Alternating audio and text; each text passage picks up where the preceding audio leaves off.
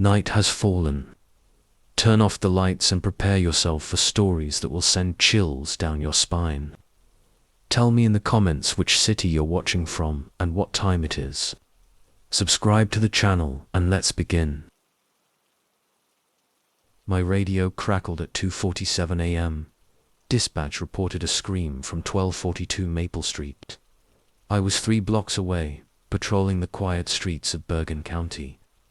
The winter night was dead silent, except for the soft hum of my patrol car's engine. I killed the engine a house away from 1242. Standard procedure. You don't want to announce your arrival if there's trouble. The house was dark, except for a dim light in an upstairs window.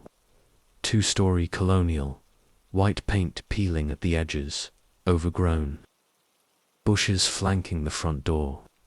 The kind of house that blends into any suburban street. My boots crunched on frozen grass as I approached. The front door was locked. I circled to the back, flashlight beams sweeping across frost-covered windows. The back door's deadbolt was engaged, but the door itself stood slightly ajar. Someone had forced it. The wood around the lock was splintered. I drew my weapon and called for backup. Protocol says wait, but another scream could mean someone dying. I pushed the door open with my shoulder, keeping my gun trained ahead. The beam of my tactical light cut through darkness. Kitchen first, dishes in the sink, nothing disturbed. Living room next, couch, TV, family photos on the walls. Normal, but something felt wrong. The air was too still, like the house was holding its breath. The stairs creaked under my weight. Each step was slow, deliberate. At the top, a hallway stretched left and right. 3 closed doors on the left, 2 on the right. The dim light I'd seen came from under the last door on the left. I cleared the first 2 rooms, empty guest bedrooms. The bathroom was clear. 1 more door before the lit room. Another guest room, dark and undisturbed. The last door, light spilling underneath. I pressed my ear against it. Nothing. Then a soft thump, like something heavy shifting. I turned the handle slowly. The door wasn't locked. I pushed it open, gun first. A woman lay on the bed, face down and motionless. The bedside lamp cast yellow light across rumpled sheets. She wore pajamas, 1 arm dangling off the mattress. I couldn't tell if she was breathing. "Police, ma'am, can you hear me?" No response. I approached carefully, scanning the room. Closet door closed. Dresser, nightstand, window with curtains drawn. Everything looked normal except the unconscious woman.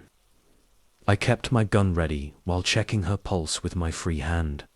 Strong and steady. She was breathing too, just deeply unconscious. No visible injuries. Number. Blood, just out cold. The radio at my shoulder crackled. Backup was 5 minutes out. I started to respond, and that's when I heard it. A soft scrape against hardwood, coming from under the bed. My blood went cold. I'd been so focused on the woman, I hadn't checked under the bed. Rookie mistake. I stepped back, gun aimed at the floor. "Come out slowly with your hands where I can see them." Silence. Then another scrape.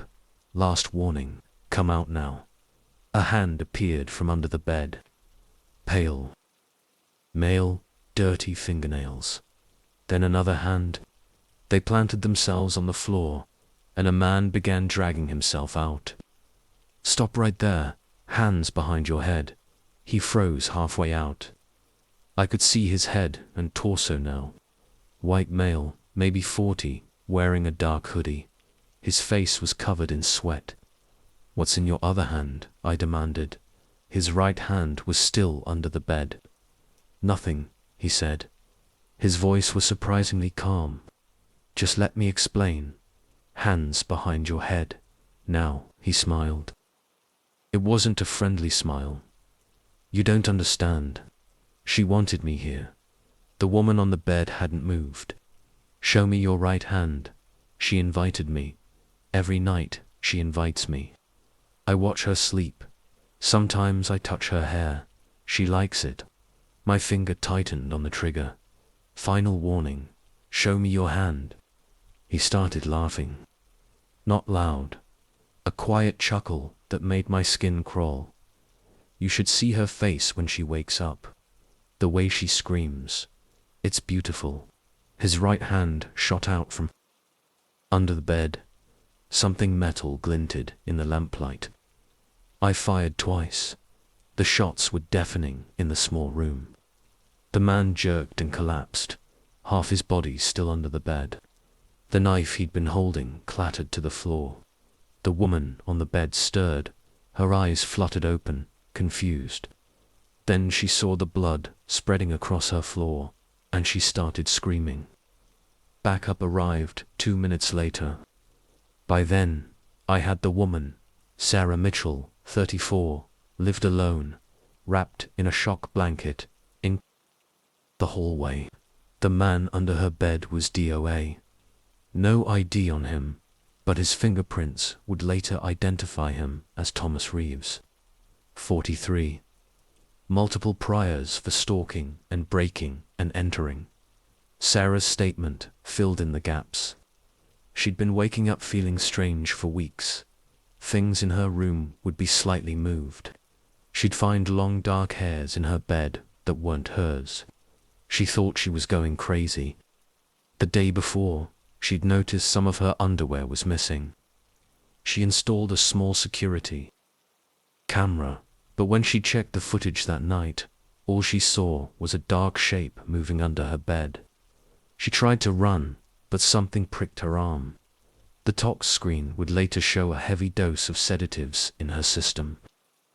That's when I got the call about the scream. If I'd been a few minutes later, if I hadn't heard him under the bed, the investigation revealed Reeves had been living in her crawl space for at least a month. He'd cut a hole in her bedroom floor, hidden under the carpet. Every night, he'd climb up and watch her sleep. Sometimes, he'd drug her and lie next to her. He kept a box of trophies under the house: hair, clothing, photos he'd taken while she slept. We found similar crawl space hideouts in 3 other houses in the county. All single women living alone. All with newly installed carpets hiding holes in their bedroom floors. They never found his other victims.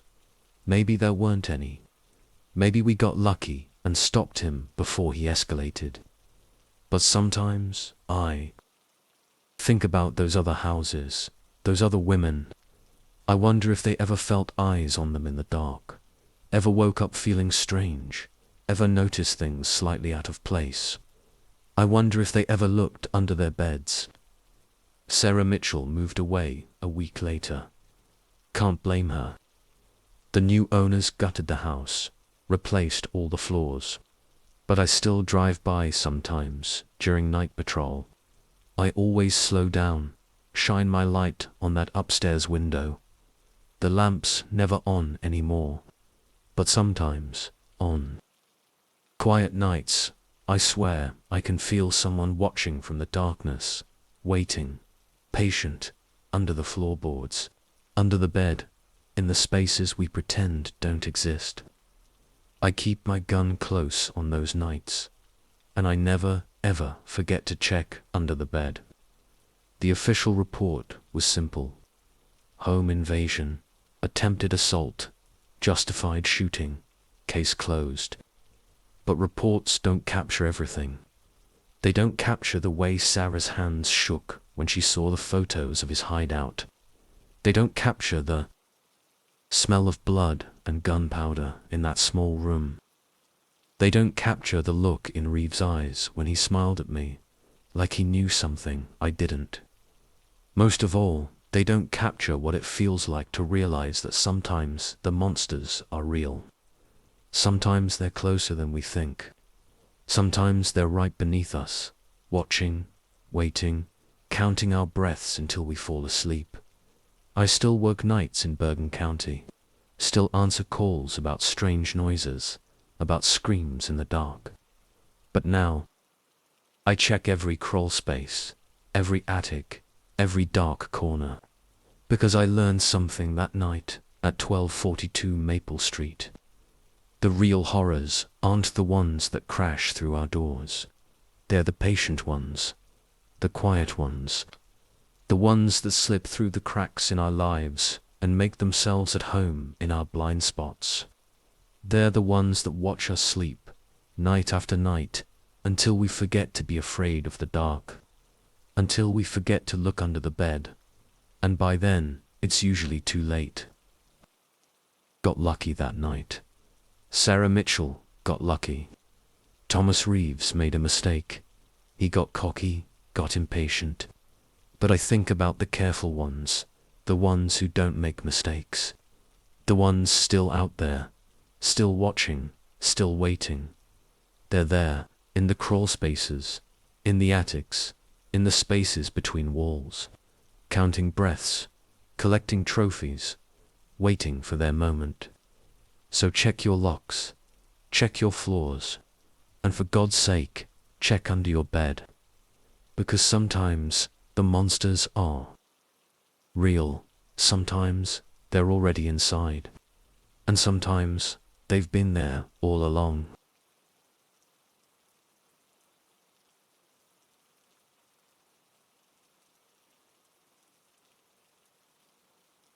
Story 2. The call came in at 4:15 a.m. Dispatch said a resident at the Oakwood Apartments reported hearing people inside his walls. My partner, Jack Martinez, let out a long sigh. We'd been to Oakwood 3 times this week already. Domestic disputes, noise complaints, the usual stuff you get in low-rent buildings. Probably rats, Jack said as we pulled into the parking lot. Or pipes. Old building like this, pipes make all kinds of noise. Oakwood was a 4-story walk-up. Red brick, worn grey. With age. Security door hung open. Lock broken. Again. The fluorescent lights in the lobby flickered, casting jerky shadows across peeling wallpaper. 3rd floor, apartment 3C. We could hear the tenant before we even reached his door. Rapid, agitated, talking punctuated by thumps against the wall. I knocked. Police department. The talking stopped. Footsteps approached, paused. Show me your badges, a voice demanded through the door. We held our badges up to the peephole. The door opened a crack, chain still latched. A pale face peered out. Male, mid-30s, dark circles under bloodshot eyes. Mr. Chen, I asked, checking the name dispatch had given us. He nodded quickly. You have to help. They're in there, in the walls. I can hear them moving. Jack kept his voice calm, professional. Can we come in and take a look, sir? Chen glanced over his shoulder, then back at us. His pupils were dilated, sweat beading on his forehead despite the cool air.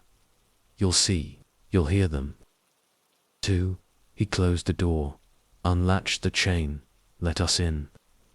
The apartment was small, 1 bedroom. Living room walls covered in post-it notes, each filled with tiny, cramped writing.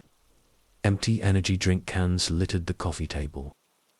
When did you first notice these noises, Mr. Chen? I asked. 2 weeks ago. Started in the bedroom. He led us down a short hallway, pointing at the walls. They scratch at night, move things around. I can hear them whispering. The bedroom was worse than the living room, more notes on the walls, plus drawings. Crude sketches of faces, eyes, hands reaching out from behind the drywall. The bed was stripped, mattress propped against one wall. A hammer and screwdriver lay on the floor next to a ragged hole, about 2 feet square. I tried to find them, Chen said, but they move. They're always moving, always watching. Jack crouched by the hole, shining his flashlight inside. Standard wall cavity, wooden studs, electrical wiring, insulation. No signs of rodents or other pests. Have you been sleeping, Mr. Chen? He shook his head. Can't sleep. They get louder at night. They want me to hear them. I studied him more carefully. Hands trembling, constant small movements, eyes darting around the room. Classic signs of stimulant psychosis. The energy drinks probably weren't helping. Mind if we check the rest of the apartment? He waved us on, still staring at the hole in his wall. The bathroom was relatively normal, though the mirror had been covered with a sheet. Kitchen had more notes, more drawings. Several holes punched in the walls at various heights. Then I noticed something odd. The kitchen cabinets were all open, their contents removed. Cans and dishes stacked neatly on the counter. But one cabinet under the sink was closed. Mr. Chen, what's in this cabinet? Don't. He moved quickly between me and the cabinet. They don't like people looking. They get angry. I shared a look with Jack. He nodded slightly, shifted his position to keep Chen in view. I need to check, sir. Standard procedure. Chen's hands clenched and unclenched. They'll hurt you, like they hurt me. He pulled up his sleeve, showing fresh scratches on his arm. Did they do that? I kept my voice gentle. Or did you do it, looking for them in the walls? He stared at the scratches like he'd never seen them before. His breathing quickened. I reached for the cabinet door. Chen didn't stop me this time. Inside, crumpled against the back of the cabinet, was a small digital camera. Next to it, a notebook. I pulled them out carefully. The camera was dead, but the notebook, the first few pages, were normal. Shopping lists, phone numbers, work notes. Then they changed. Became rambling accounts of noises in the walls, theories about who they were, detailed descriptions of whispered conversations he claimed to have heard. But it was the last few pages that made my skin crawl. Polaroid photos, stapled to the pages. They showed the inside of an apartment. Not this one, another unit in the building. Photos taken through a hole in the wall. Mr. Chen, I said slowly, how did you take these pictures? He blinked at the notebook like he'd never seen it before. I needed to prove it, that they were watching me. So I watched them back. Which apartment is this? For B, right above me. I can hear them up there, moving around, planning. Jack was already on his radio, requesting backup and asking dispatch to contact the tenant in. For B, when did you make the hole? I kept Chen talking while Jack stepped into the hallway. Last week, maybe longer. Times, strange now. They make it strange. He rubbed his arms, fresh scratches leaving thin red lines. I had to know, had to see them. But they're clever. They only come out when I'm not looking. Jack came back in. For B's empty, he said quietly. Has been for 2 months. Building manager's on his way up with the key. My hand moved closer to my weapon. Mr. Chen is there. Anything else you need to tell us about for B? He smiled. It wasn't a pleasant expression. They think it's empty. That's what they want you to believe. But I've seen them, heard them. They come and go through the walls, through spaces between apartments. They're watching us right now. For B was cold, dusty, untouched. Except for the holes. Dozens of them drilled through the floor at regular intervals. Each one positioned to look down into Chen's apartment. We found his observation post in a bedroom closet. More notebooks, more photos, a sleeping bag, food wrappers, water bottles. He'd been living up here part-time, watching his own apartment through the holes, convinced he was monitoring the people in the walls. The building manager confirmed what we suspected. Chen had been a model tenant for 3 years. Then, 2 months ago, his behavior changed. Complaints about noises, paranoid accusations against other tenants, multiple maintenance requests to check the walls. It took 3 officers to get him into the ambulance. He alternated between screaming about the people in the walls and begging us to check his apartment one more time. Just one more time, to make sure they hadn't taken anything while he was gone. The hospital held him for observation. Stimulant-induced psychosis, they said. Probably triggered by stress and sleep deprivation, amplified by excessive caffeine and energy drinks. They found amphetamines in his system too. Classic stimulant psychosis, spiral. The drugs cause paranoia. The paranoia leads to insomnia. The insomnia makes you take more drugs, round and round, until reality breaks. We cleared out his apartment the next day. 5 notebooks full of increasingly paranoid observations. Hundreds of photos of his own empty apartment, convinced he was documenting intruders. Maps of the building's wall, cavities, and ventilation system, marked with supposed entry and exit points. The building manager hired contractors to repair the damage. They found 37 holes in the walls of Chen's apartment, 23 holes in the floor of 4B, each one documented meticulously in his notebooks, along with times and dates he claimed to have seen or heard the people in the walls. But here's the thing that still bothers me. In all those photos, all those notebooks, there's one that stands out.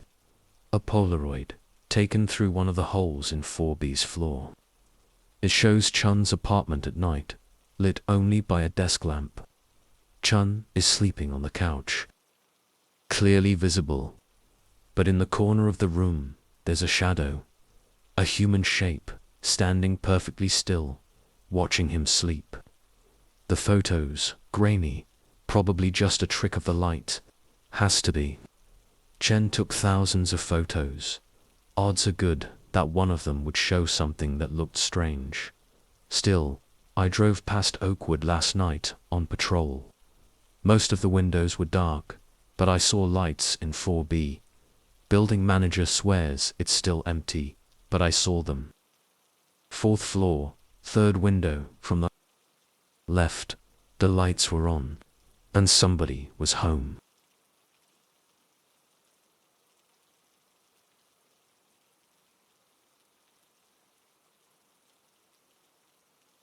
Story 3. It started at 11:23 p.m. on a Tuesday. I was sitting on my front porch, enjoying the cool autumn air after a long shift at the hardware store, when I first saw her. A woman walking down Pine Street, stopping at each house. Even from a distance, something seemed off about her movements. Jerky, uncertain, like she couldn't quite remember how to walk properly. I watched her go door to door. Some people turned her away immediately. Others talked for a few moments before closing their doors. She'd stand there for several seconds after each rejection, head tilted slightly, before moving to the next house.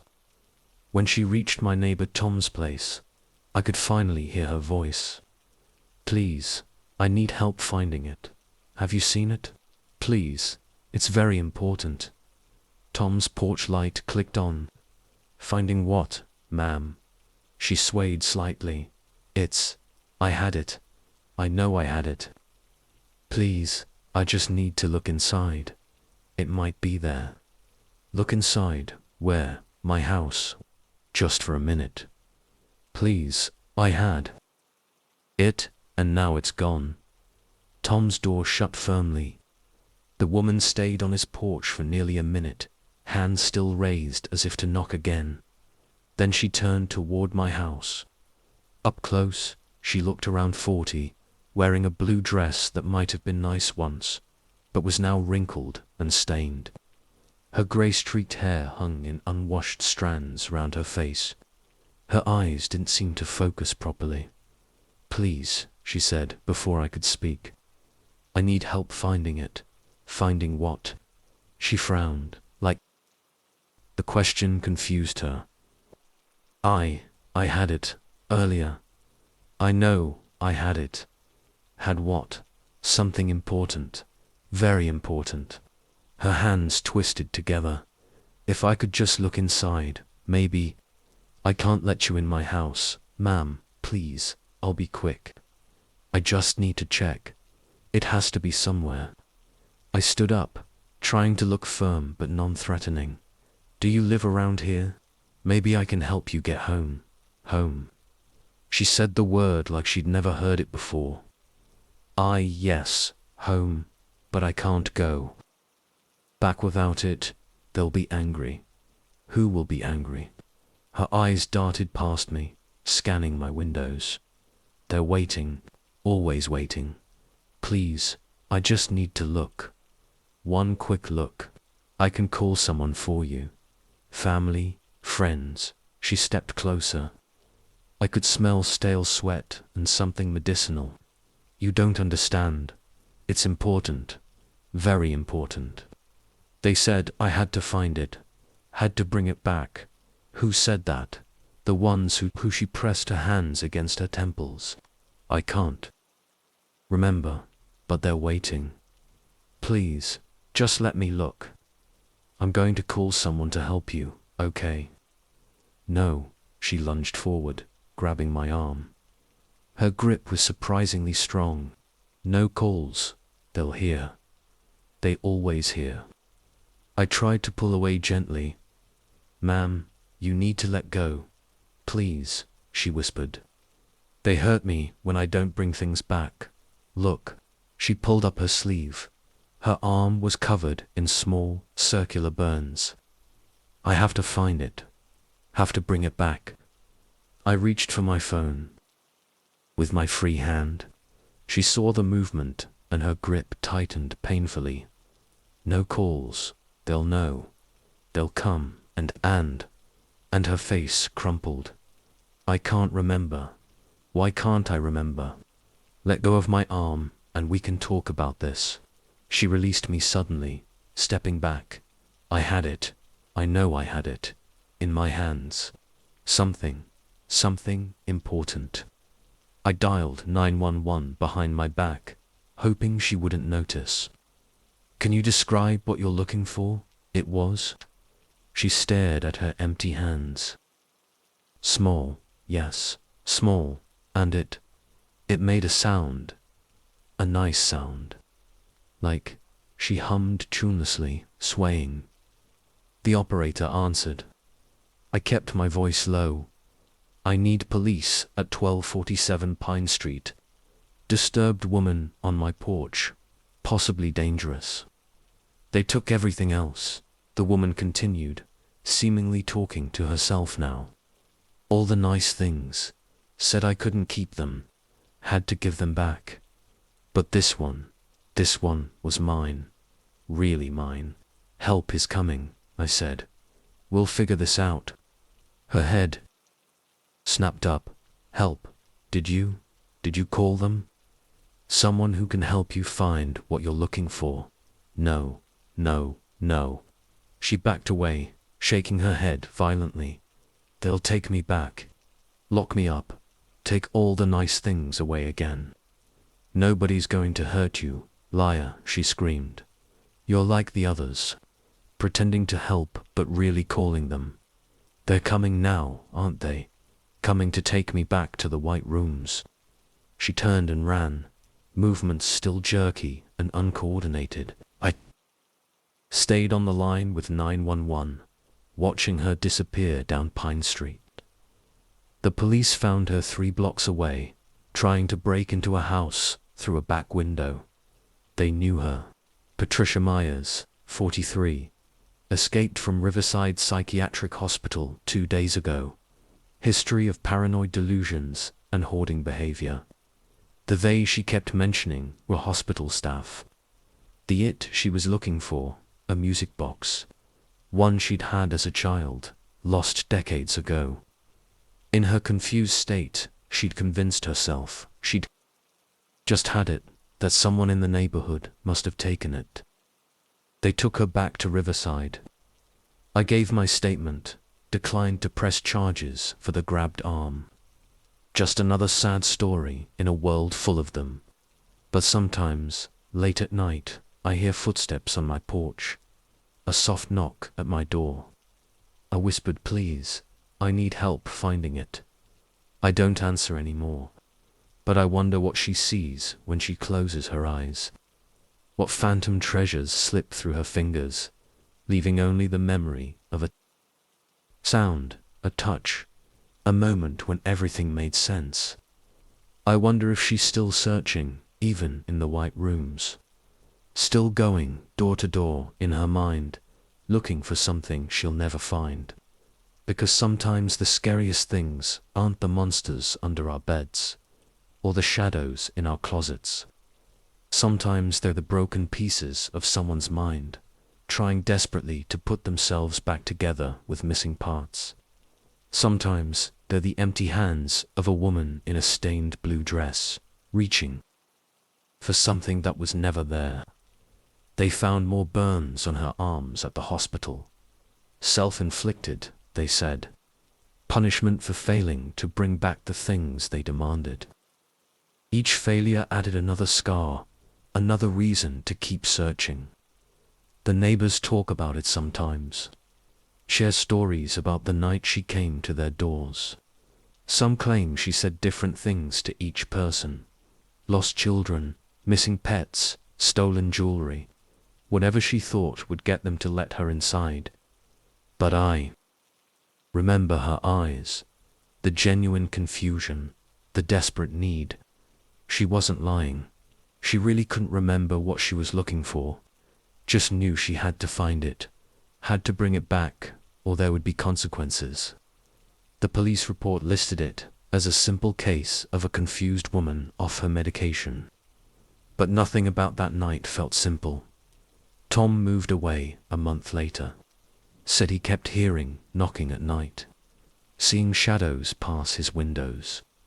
Probably just his imagination, stirred up by the incident. But last week, I found something on my porch. A small box, ornately carved. When I opened it, a tinkling melody played. A music box. I gave it to the police, of course. They added it to the growing collection of items found on porches along Pine Street. Small things, pretty things, things that make nice sounds. Each one left with a note, written in shaky handwriting. Is this it? Please tell them I'm trying. Please tell them I'm still looking. I don't sit on my porch at night anymore. Don't answer unexpected knocks. But sometimes, when the wind blows just right, I swear I can hear a tune. A broken melody, played on phantom music boxes, echoing down Pine Street. And somewhere, in a white room with white walls, a woman in a stained blue dress is still searching, still trying to remember what she lost, still hoping that the next door, the next house, will have the answer, still trying to bring it back, whatever it is, before they come for her again. The doctors say she's doing better now, back on her medication. No more talk of missing things or angry people waiting for her to bring them back. But sometimes, they say, she stops in the middle of the hall, stares at empty hands, whispers, please, I need help finding it. And then she starts walking, door to door, always searching, always hoping, always trying to find her way back to something that never existed at all.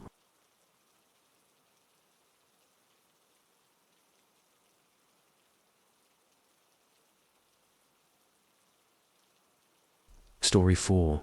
The call came at 3:27 a.m. Home invasion in progress at 156 Elmwood Drive. I was 2 minutes away.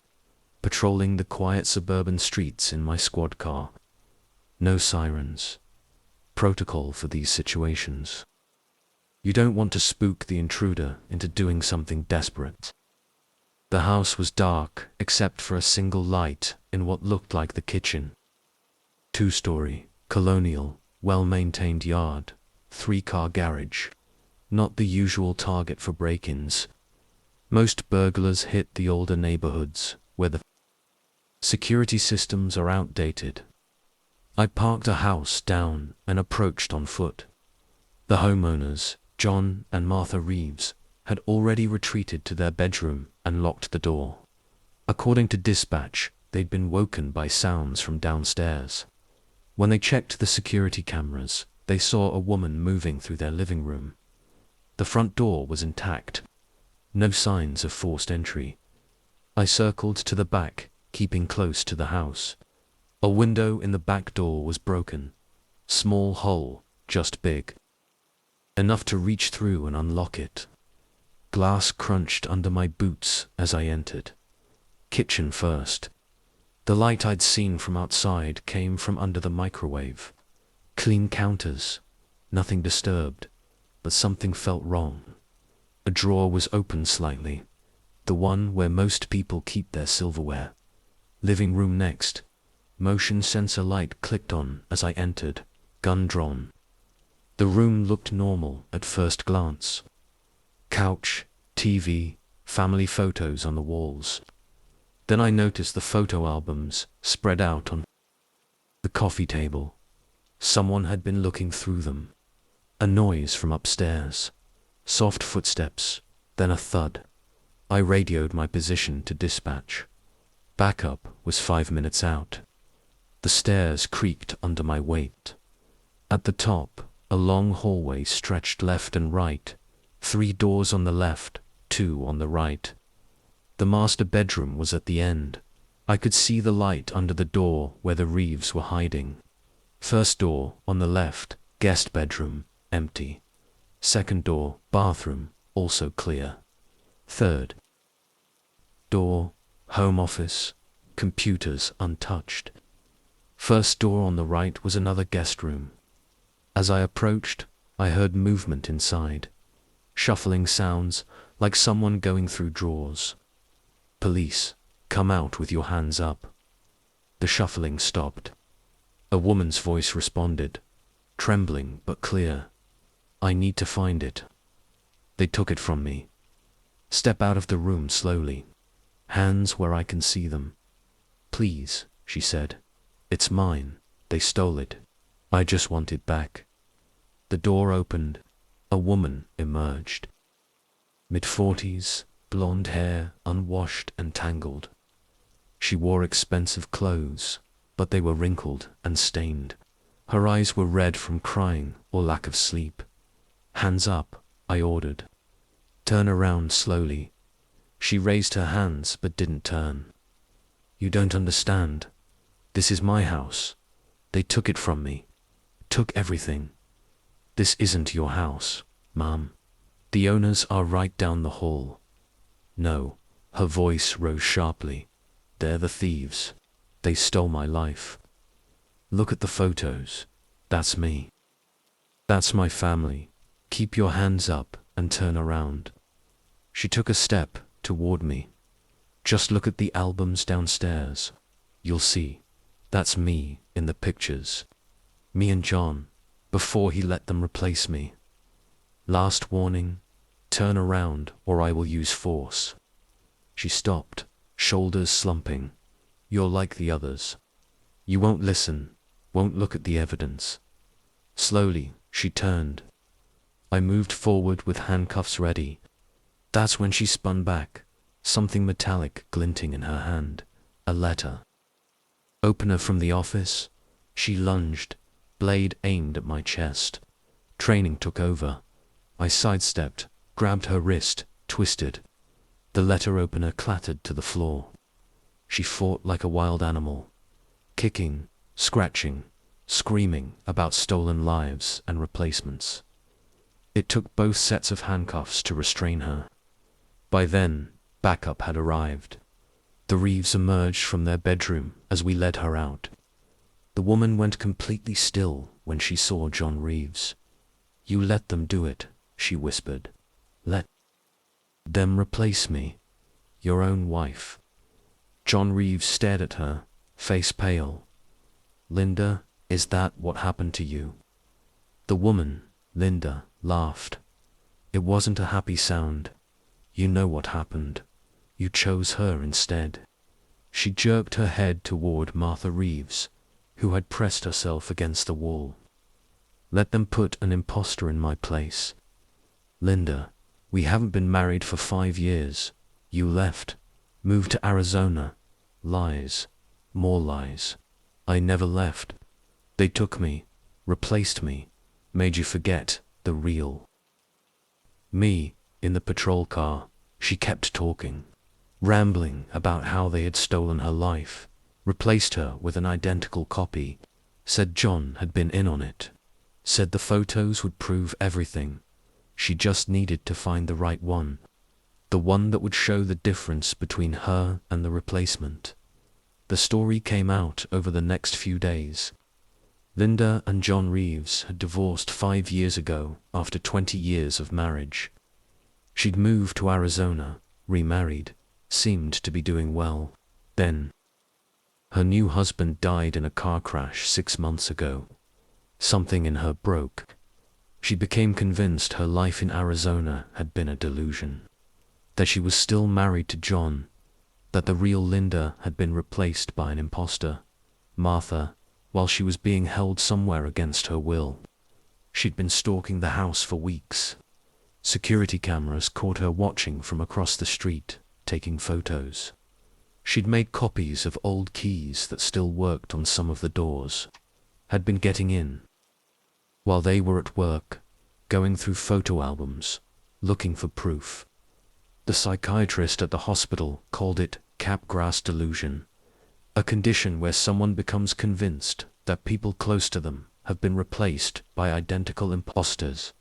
Combined with post-traumatic stress from her husband's death, it had created a break from reality. They found a hotel room she'd been living in nearby. The walls were covered with photos of the house, of John and Martha.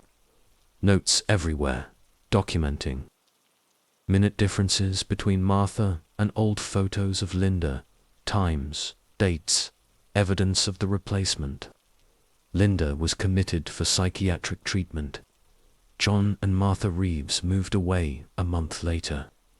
Put the house up for sale, empty now, except for a few boxes in the attic, including the photo albums Linda had been so desperate to search through.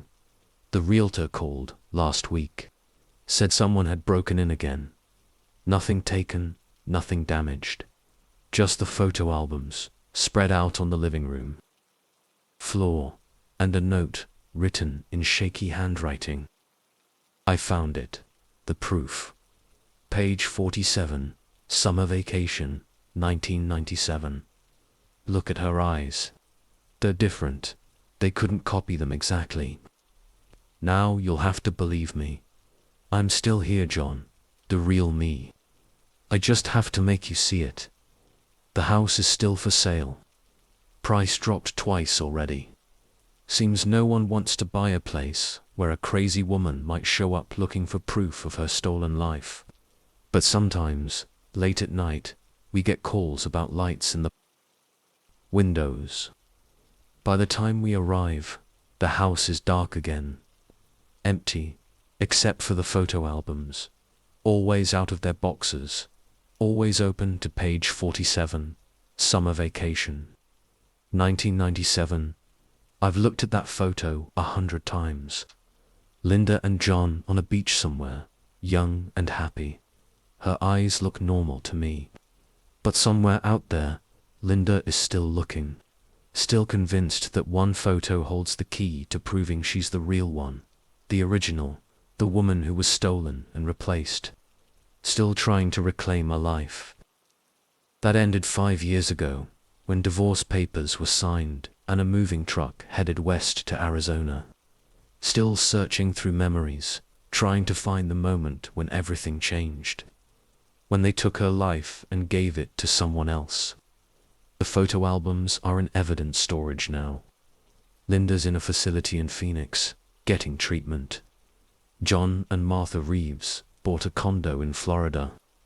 But every time I drive past 156 Elmwood Drive, I slow down, shine my light on the dark windows, look for movement, for someone searching through old photos in the night, looking for proof that she's real, that her life wasn't stolen and replaced while she wasn't looking. Looking for page 47, Summer Vacation, 1997, when everything was still real, still true, still hers, before they took it all away.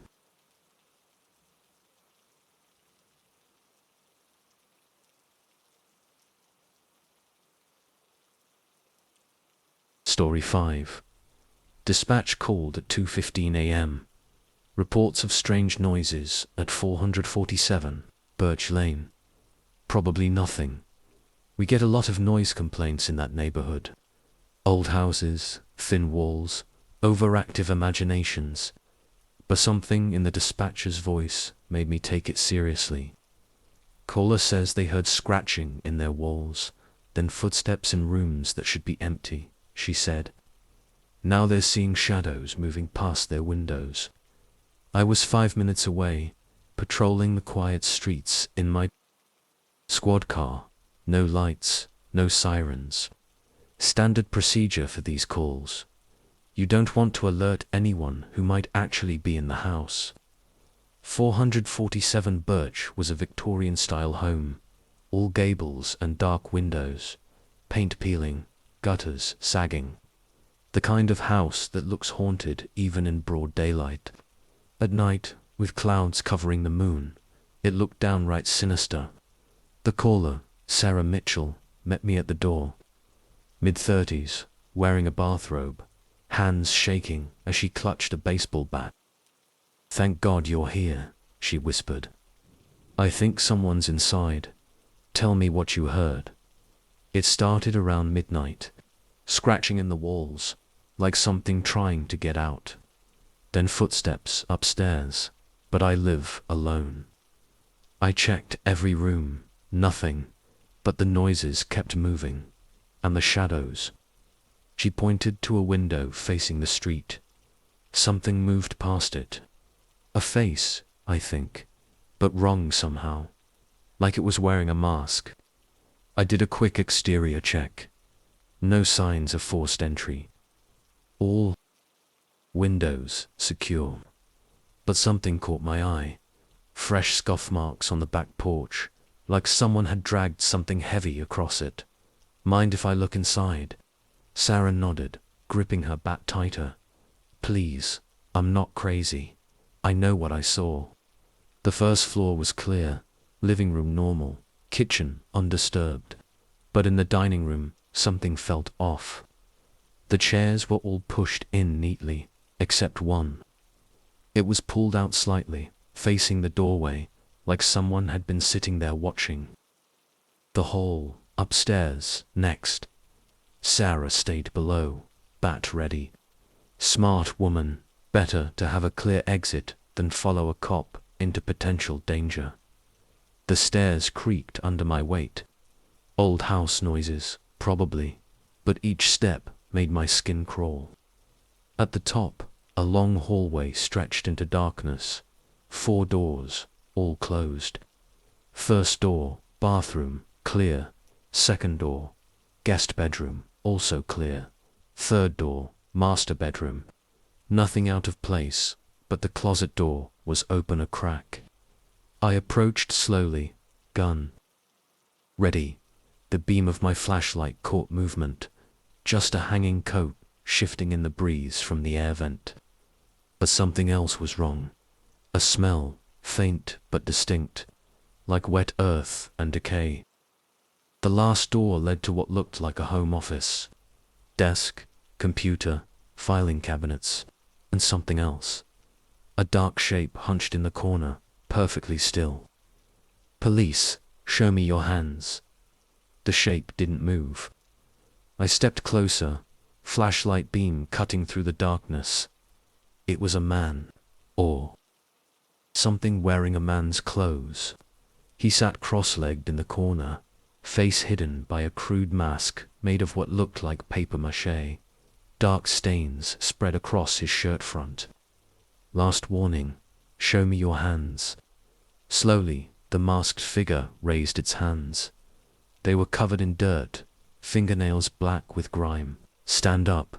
Slowly, he stood, movements jerky and unnatural, like someone trying to remember how bodies are supposed to work.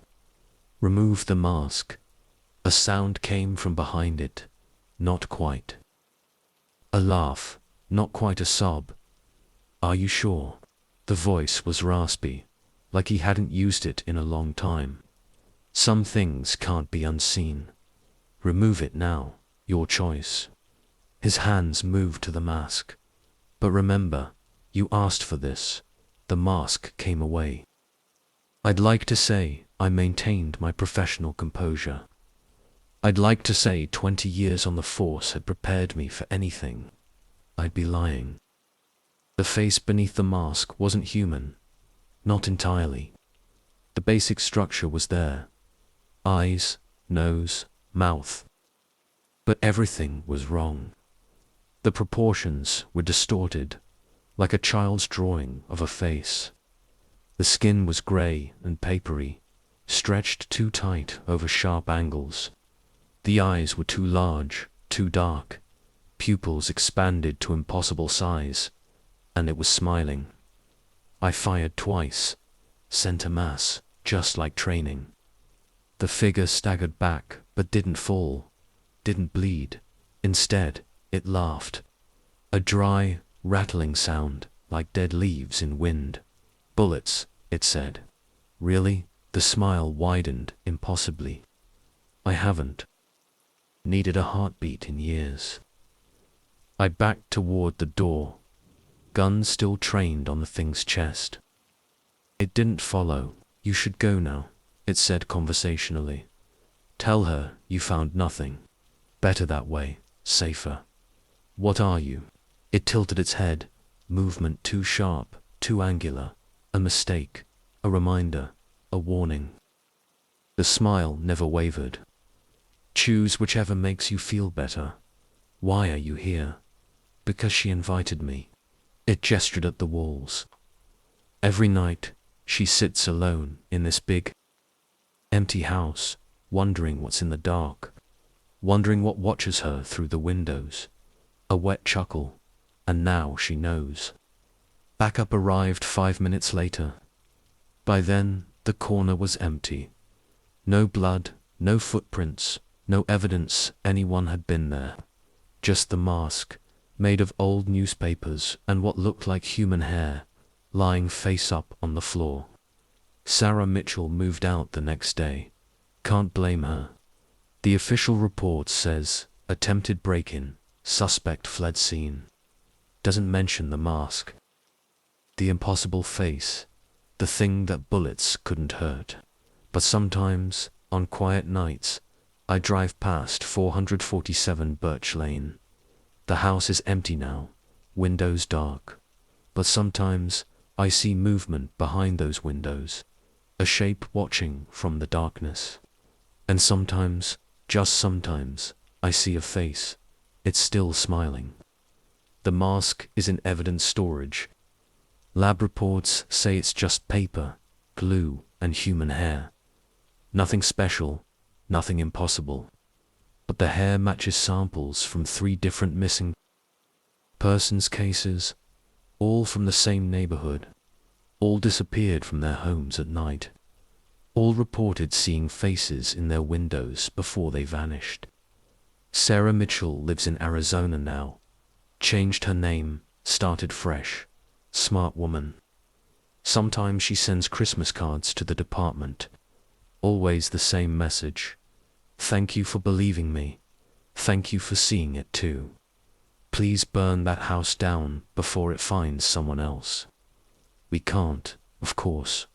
Property laws, insurance, red tape. The house still stands, still empty, still watching. Last week, a family looked at buying it. Young couple, 2 kids, good people. They loved the Victorian charm, the quiet neighborhood, the price too good to be true. I pulled them aside before they signed anything. Told them about the break-ins, the vandalism, the structural issues. Anything to keep them away. They bought a ranch house across town instead. Safe, normal. No dark corners where things might hide. But 447 Birch Lane is still there. Still waiting. And sometimes, late at night, people see things in those windows.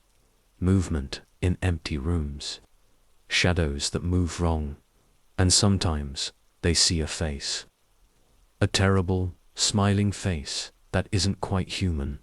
Watching, waiting, inviting them in. The realtor claims the house is just old. Settling foundations, creaky floors, tricks of light through warped glass. She's probably right. But I know what I saw in that corner. Know what smiled at me with too many teeth in a face that wasn't quite right. And I know it's still there. Still smiling. Still watching through those dark windows. Waiting for someone else to wonder what's hiding in the shadows. Someone else to invite it in.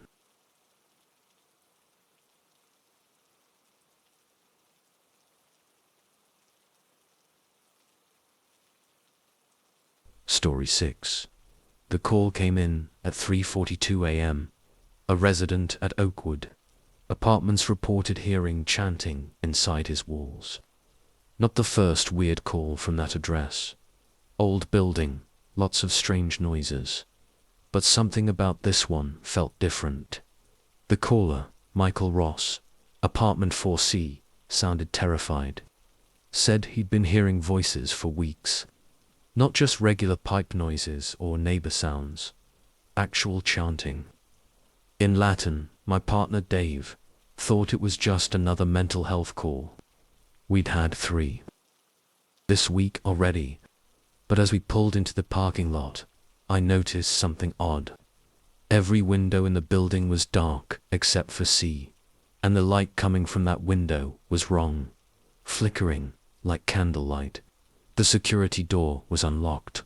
Again, building manager never fixed anything. The lobby smelled like mold and old cigarettes.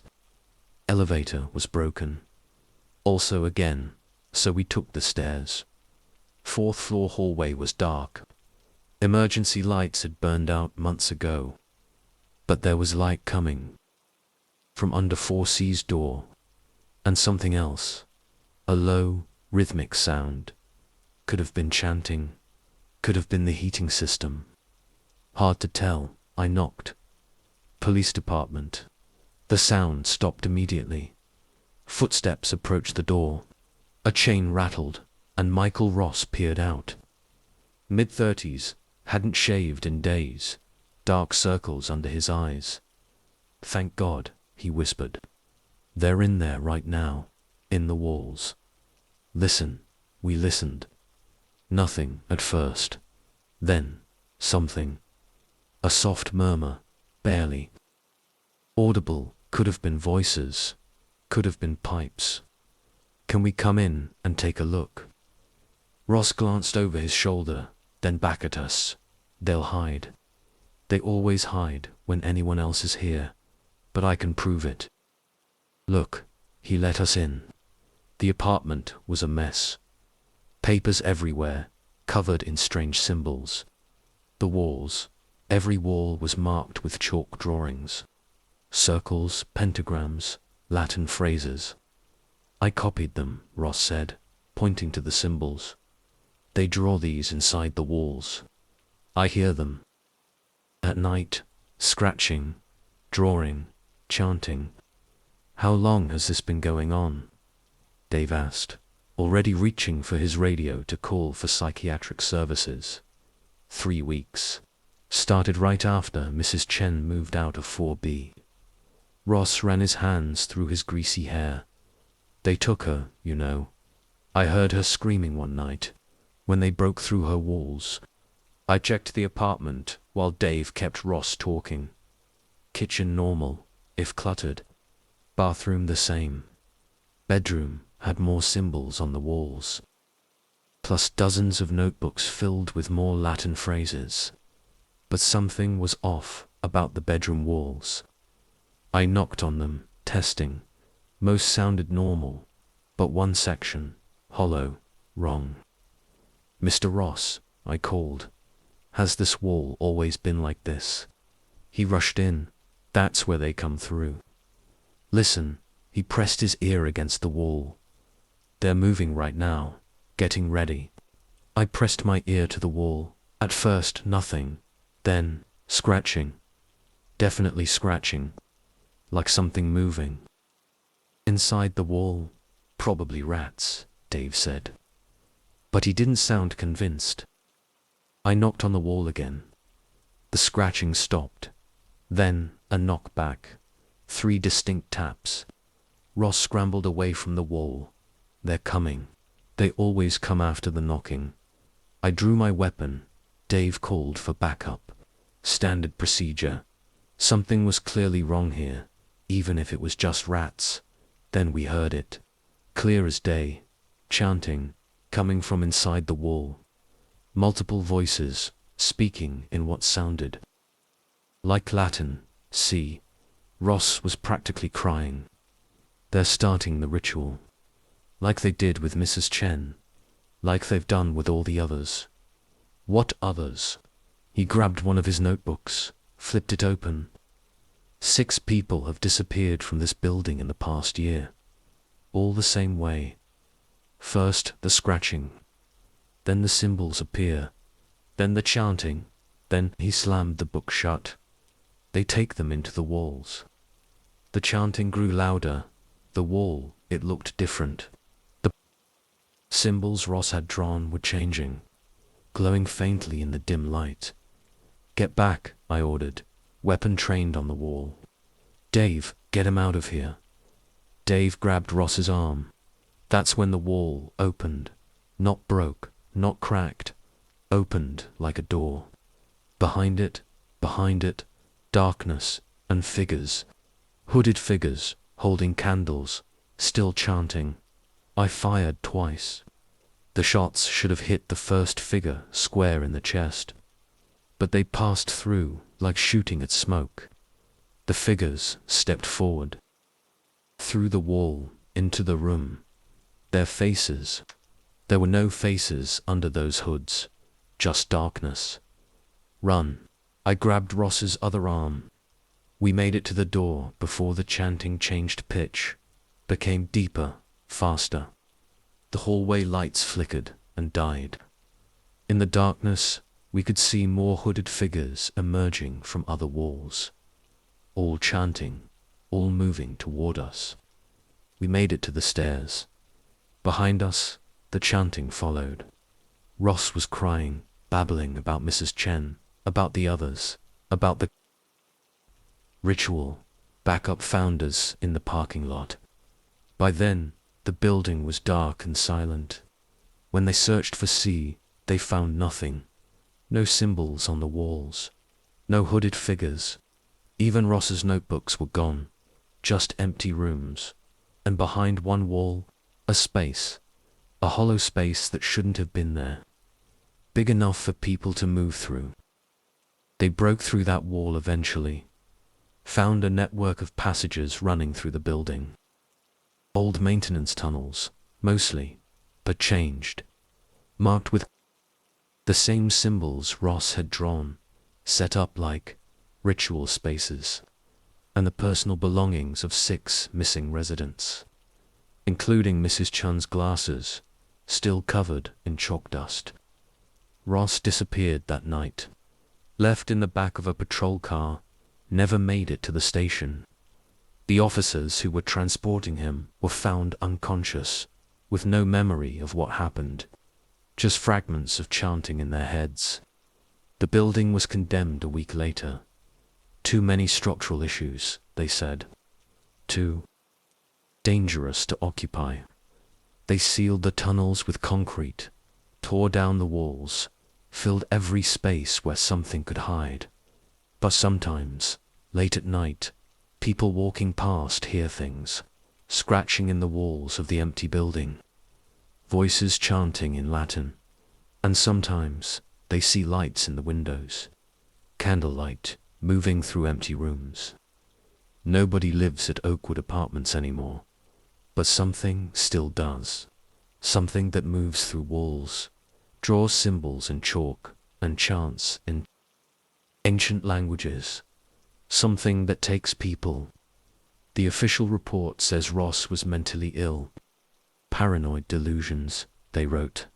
Imagined the whole thing. The missing people, coincidence. The tunnels, old maintenance passages, nothing more. But I know what I saw. Know what came through that wall. And sometimes, late at night, I hear chanting in my dreams. Latin words I don't understand, but somehow know. Words about darkness, and walls, and spaces between spaces. Words about rituals that take people away. The building's scheduled for demolition next month, but the crews keep quitting. Say they hear things in the walls, see symbols appearing in chalk on freshly plastered surfaces. And sometimes, late at night, people see hooded figures moving through the empty halls, carrying candles, chanting, still searching, still hunting, still taking people into the walls, where they're never seen again.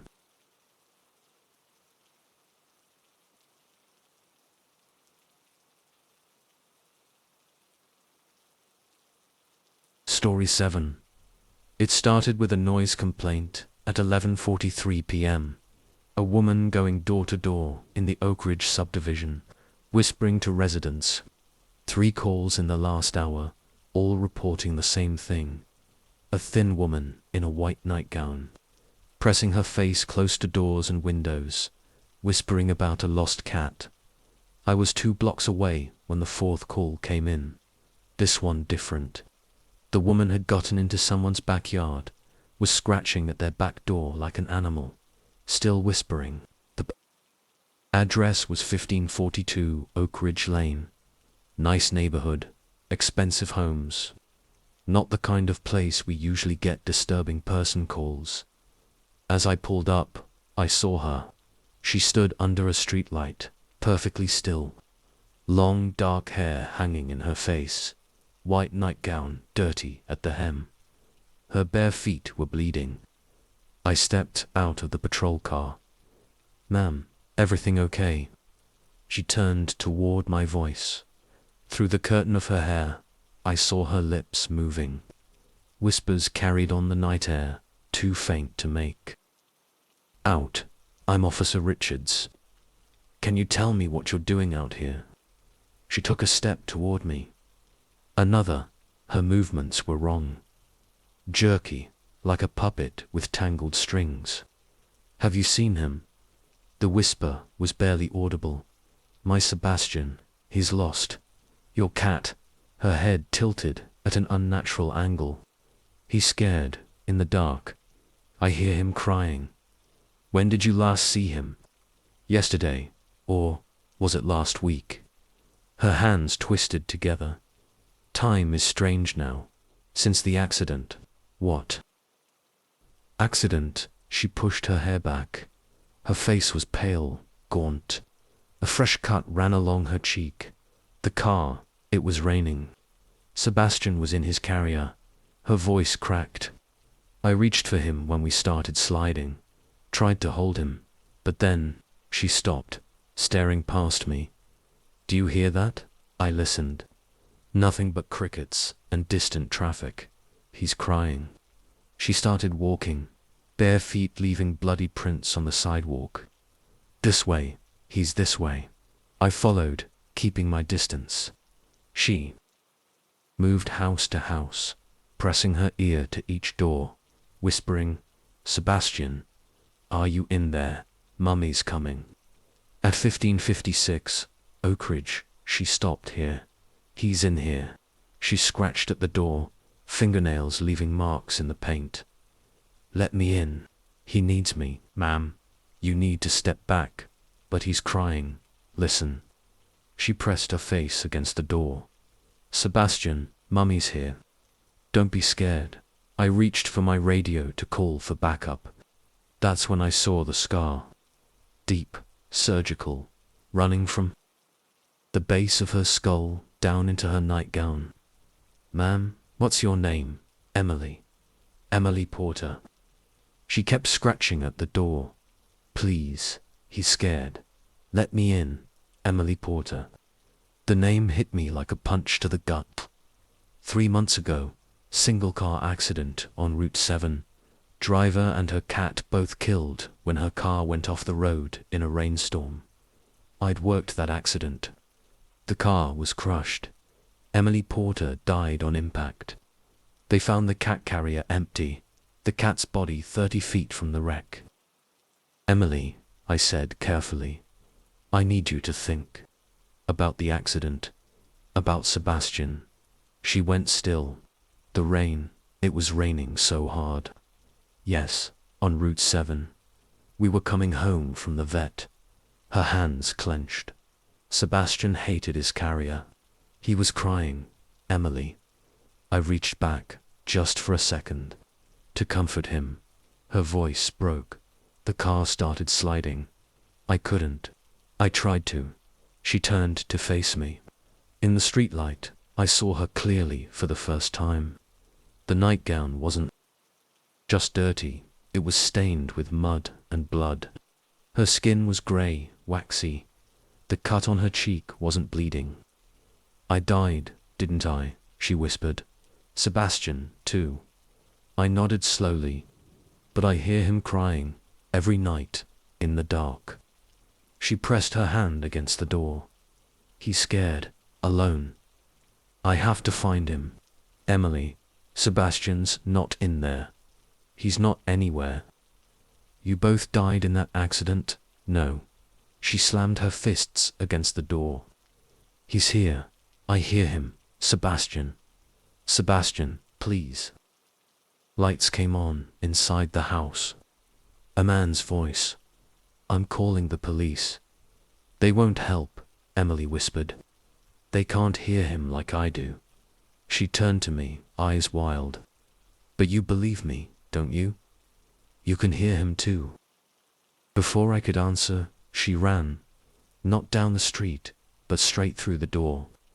Through it, like it wasn't there. Like she wasn't there. Inside, the homeowner was on the phone with 911. He hadn't seen anything, just heard someone banging on his door. I searched the neighborhood for an hour. No sign of Emily. No bloody footprints.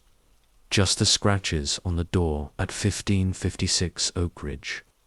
The next night, more calls. A woman in a white nightgown, going door to door, whispering about her lost cat, following sounds only she could hear. We never found her, but people still see her sometimes, on dark, rainy nights. A pale figure in a bloody nightgown, trying to save a cat that died months ago. Still searching, still whispering, still trying to make things right. The accident report was clear. Emily Porter, 34, died instantly. Her cat, Sebastian, was thrown from the carrier, also killed on impact. Case closed, but something stayed. Something that walks the streets at night, bleeding from wounds that won't heal, following the cries of a cat that isn't there. Last week, a family on Oak Ridge Lane found scratches on their door. Deep marks, like fingernails in the paint. And inside, they heard something. Whispers in the dark. A woman's voice, calling for Sebastian. Promising she won't let go this time. The homeowners at 1556 Oak Ridge moved away. Couldn't handle the scratching at night, they said. The whispers. The sounds of a woman crying, begging to be let in. Their house is empty now. But sometimes, late at night, people see lights moving inside. Hear whispers through the walls. A woman's voice, calling for her cat, promising she'd find him this time, save him this time, make things right. Emily Porter is buried in Riverside Cemetery, next to a small marker for Sebastian. Fresh flowers appear sometimes, though no one sees who leaves them. And on rainy nights, people driving Route 7 sometimes see her. A woman in a white nightgown, walking along the road where she died. Still searching, still whispering, still trying to change what can't be changed, to save what can't be saved.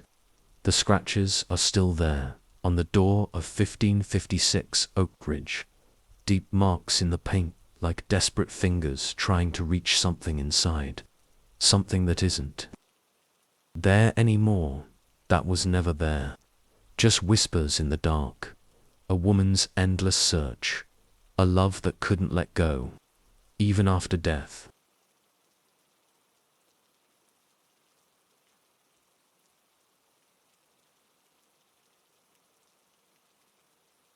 Story 8. The dispatch came at 2:34 a.m.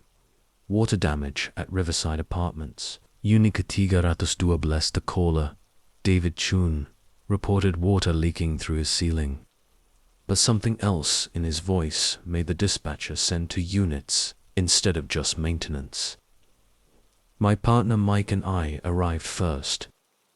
Riverside Apartments was a 6-story complex on the edge of town, built in the 70s.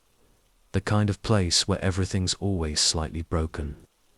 Water pooled in the building's lobby. The elevator was out of service again. So we took the stairs. By the 3rd floor, we could hear Chen screaming.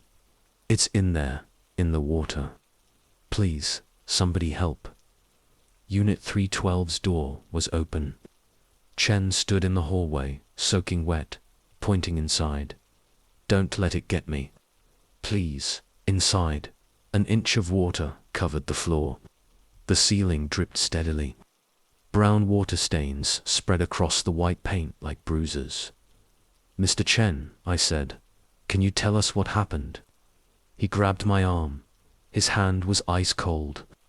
I saw it in the water, a face, looking up at me. Mike was already checking the apartment above. 412 is locked. No answer. Break it down, I said. Standard procedure for water damage. Could be a burst pipe. Someone passed out in an overflowing tub. Chen wouldn't let go of my arm. Don't go up there. It doesn't want you up there. What doesn't? The thing in the water. The thing that used to be Mrs. Wilson. Mrs. Wilson. The name clicked. Eleanor Wilson, 412's tenant. Elderly widow, lived alone. Someone should check on her. Mike radioed for building maintenance to bring a key. Chen kept talking. It started 3 days ago. Just a small leak. Maintenance said they'd fix it. He pointed to a water stain in the corner. But it grew. And last night I saw her face, in the puddle, looking up at me, smiling. The water was almost 2 inches deep now. Cold, dirty. It soaked through my boots. She died up there, Chen whispered. I know she did. I hear her walking around at night, turning on taps, filling the tub, over and over. Maintenance arrived with the key. 412's door opened with a creak. The apartment was flooded. 4 inches of water, maybe more. Every tap was running full blast. The bathtub had overflowed, water still gushing. No sign of Mrs. Wilson. We checked every room, empty. But something was wrong. The water, it didn't flow right. Seemed to move against the building's slope. Like it was being pulled toward something. In the bathroom, the mirror had fogged. Over someone had written in the condensation. I'm still here. The writing was fresh. Mike started turning off taps. I checked the bathtub. The water was brown, cloudy. Something dark moved beneath the surface. I reached for the drain plug. The water swirled, formed patterns.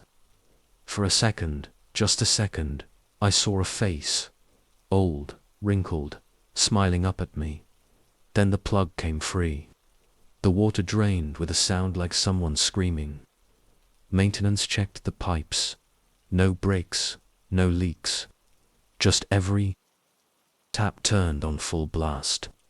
Like someone had walked through the apartment, turning each one. We went back to 312. Chen sat on his sofa, shaking. The water was draining, but slowly. Too slowly. She died in the tub, he said. 3 days ago. I heard her fall. Called 911. But by the time they came, he stopped, staring at the floor. The water rippled. Something moved beneath the surface. They found her in the tub. Said she slipped, hit her head.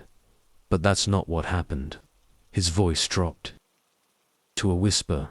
I heard her calling for help, but I thought it was just her dementia again. She was always calling for help, always seeing things. The water rippled again.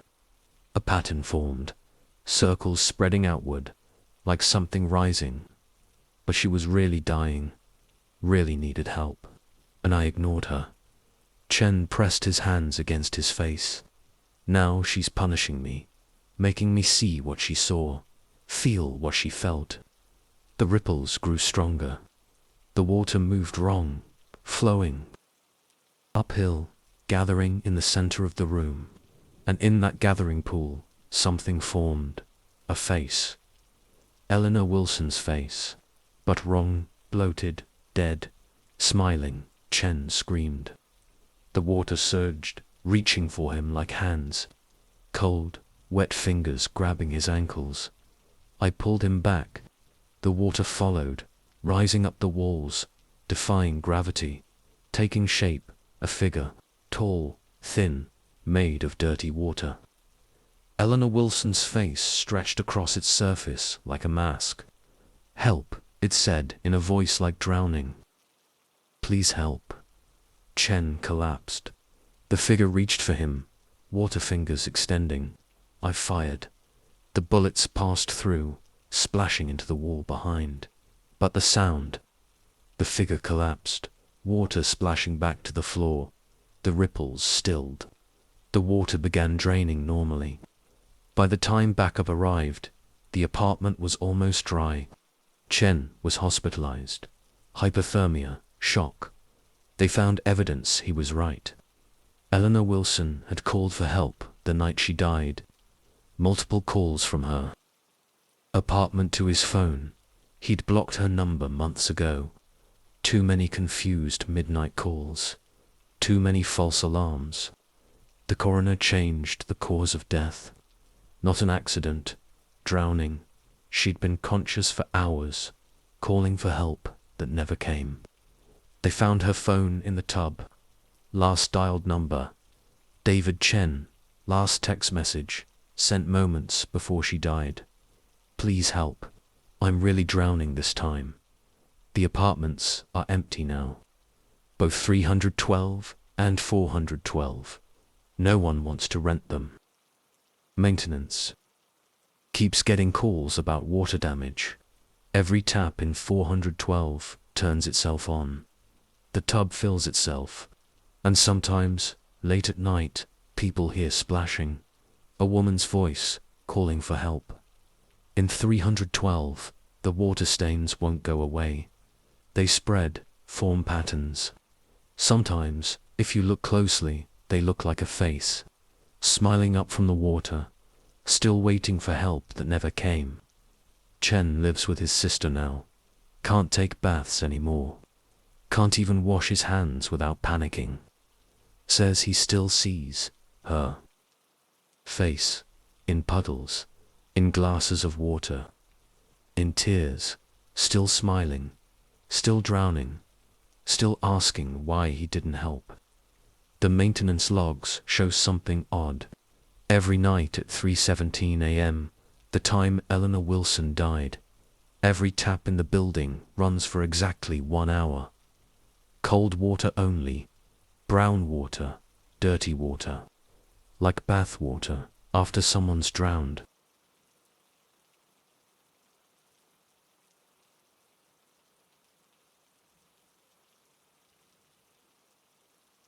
Story 9. The call came at 1:17 a.m. Screams from the second floor of 223 Maple Drive. The caller, James Bishop, reported hearing a woman's screams from the upstairs of his house. The problem: he lived alone, had for years. I was 3 minutes away when dispatch updated. Bishop had barricaded himself in his first-floor study. Said the screams were getting closer.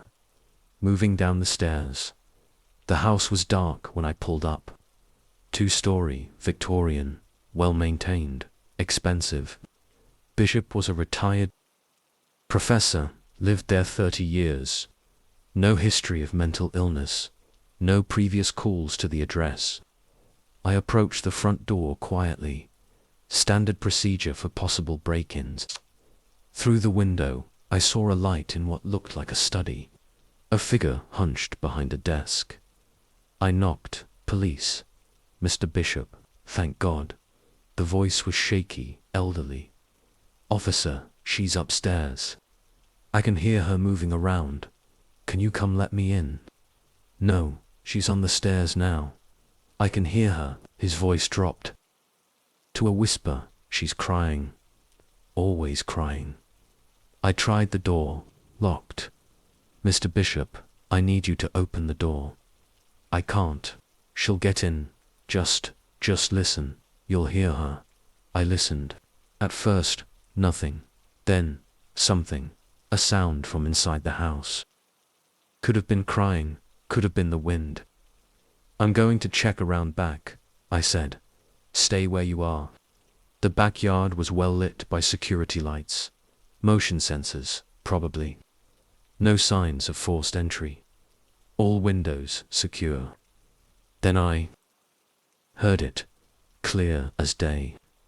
A woman's scream from the second floor. I radioed for backup. Drew my weapon. Standard procedure. Possible home invasion in progress.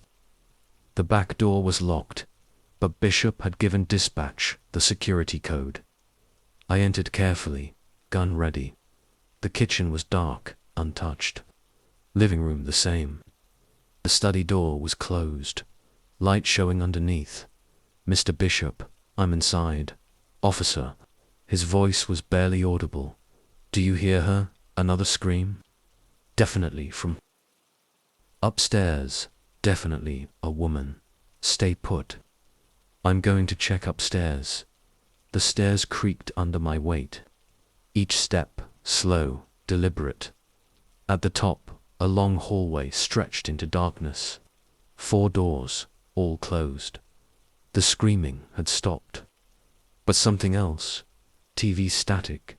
Coming from behind the first door. I tried the handle. Locked. But under the door, blue light flickered. Like an old television. Mr. Bishop, is there a TV up here? No. His voice carried up the stairs. Haven't had one up there since Marie died. Marie, his wife, died 15 years ago. Cancer. The second door was a bathroom, empty. Third door led to a home office, also empty. But the desk calendar caught my eye. Still set to 2009, the month Marie died. The last door was the master bedroom. The handle turned easily. Inside, everything was perfectly preserved, like a museum exhibit. Marie's clothes still in the closet, her glasses on the nightstand, her favorite book open on the bed, and a TV playing static.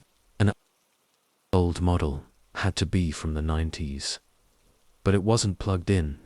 The screen flickered. Through the static, a shape formed. A woman's face. The scream that followed wasn't from the TV. I spun around. In the doorway, a figure, female, wearing a nightgown. But wrong. The proportions were wrong. Like looking at a reflection in warped glass. Officer, Bishop called from downstairs. Did you find her? The figure tilted its head. The movement was too smooth, too fluid, like a film played in slow motion. Marie, I kept my gun trained on the figure. Is that you? It smiled. The expression stretched too wide, showed too many teeth. James.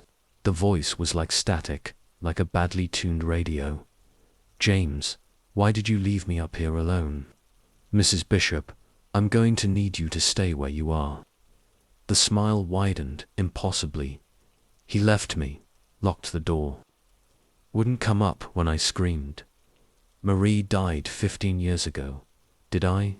She took a step forward. Her feet didn't quite touch the ground. Then why am I still here? Still screaming, another step. The air turned cold. My breath fogged in front of me. He needs to come up. Static crackled around her like electricity. Needs to see what happened. What he let happen. What who let happen. James, the name came out like interference, like white noise. He heard me screaming. The pain, so much pain. But he didn't come up. Didn't help. Just sat in his study and drank until I stopped. You died of cancer, did I? The smile. Again, too wide, too many teeth. Or did I die alone, screaming, while he hid downstairs? She floated closer. The static grew louder, became screaming.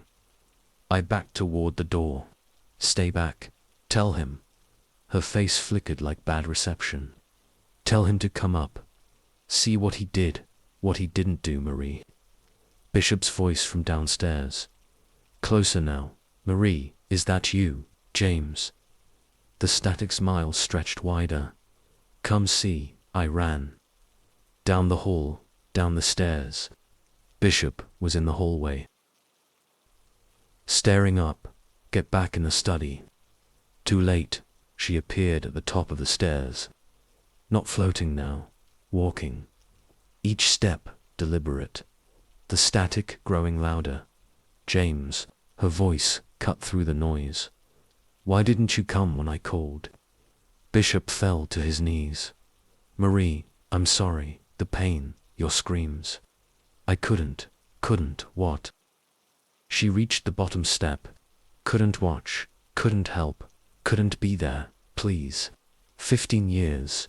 Static crackled around her like a halo. 15 years I've screamed. 15 years I've waited. And now, she reached for him. Her hands weren't hands anymore. Just static. White noise, given shape. I fired. The bullets passed through her like she was smoke. But the sound, the gunshots cut through the static, made her flicker. Bishop ran. I followed. We made it to the study, slammed the door. Outside, the static grew, became screaming, became words. 15 years, James. 15 years alone, and now the door held. The screaming faded. By the time backup arrived, the house was silent. Bishop moved out the next day, left everything, said he couldn't face what he'd done, what he hadn't done. The house is empty now, but sometimes, late at night, people hear things. A TV playing static, a woman screaming, and sometimes, through upstairs windows, they see her, standing in the master bedroom, waiting, still screaming, still angry, still alone. The official report says home invasion, suspect fled, scene, doesn't mention the static, the impossible smile, the hands that weren't hands. But sometimes, driving past 223 Maple, I see lights in upstairs windows, blue lights flickering like an old TV, and I hear her, through the static, through the noise, still screaming, still waiting for James to finally come upstairs. The house is for sale now, no takers. People say they hear things during viewings, static, screams. A woman's voice, asking why. Why didn't you come? Why didn't you help? Why did you leave me? Alone. Bishop lives in a retirement home now. Doesn't talk much. Just sits and stares at static on the TV, waiting for a voice he knows will come, through the noise, through the screams, still asking why.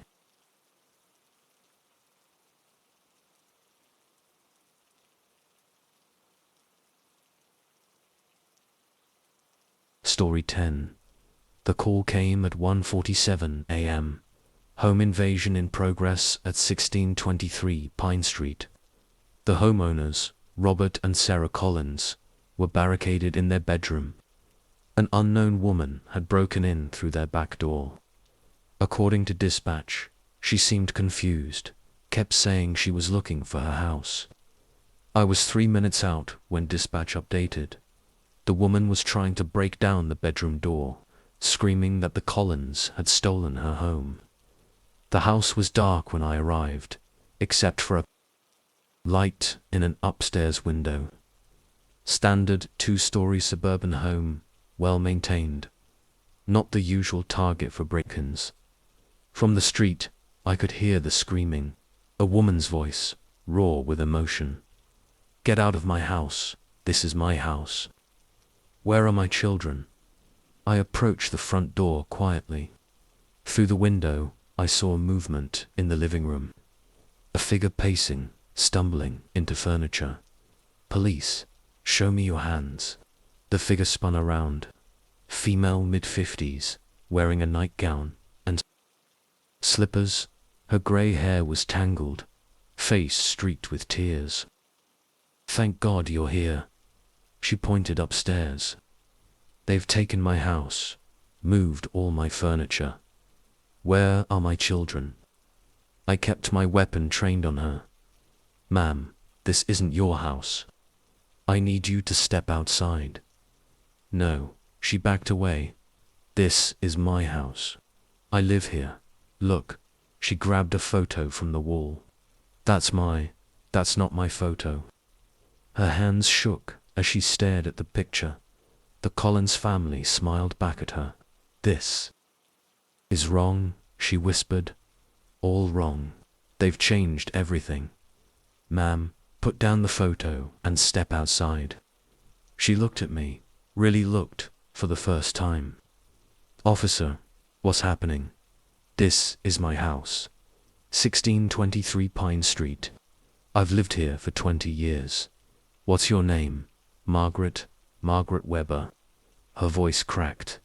Please, my children. They were just in their beds. Where are they? The name hit me like a punch to the gut. Margaret Weber had lived here 5 years ago. Before the accident, before her family. Mrs. Weber, I said carefully, what's the last thing you remember? Putting the kids to bed. David had a math test tomorrow. Sarah was reading her new book. She pressed her hands against her temples. Then, headlights, bright lights, a truck. Mrs. Weber, there was an accident. 5 years ago. No. She shook her head violently. No, that's not. I just put them to bed, just now. Upstairs, a floorboard creaked. The Collins were listening. Your family was in a car accident, I said gently, on Pine Street. A drunk driver in a logging truck. Stop, she covered her ears. I'm not. Her eyes darted around the room, not recognizing anything. Where am I? This can't be. I holstered my weapon slowly. You've been in Prairie View Hospital since the accident. You had a head injury. Memory problems. Hospital. She looked down at her nightgown. The Prairie View logo was printed on the breast pocket. But I was just home, putting them to bed. You left the hospital tonight. Somehow found your way here. She sank to her knees, still holding the photo. 5 years, they've been there. I'm sorry, her scream was raw, primal. Photos fell from the walls. Upstairs, someone started crying. My babies. She clawed at the carpet. My babies. I want my babies. Backup arrived as I was trying to restrain her. Took 3 officers to get her into the ambulance. She fought the whole way, screaming for her children. The Collins came downstairs after she was gone. They'd bought the house 3 years ago. Knew about the Weber family, the accident. Said they'd seen Margaret sometimes, walking past the house, staring at windows. Never thought she'd break in. The hospital report explained it.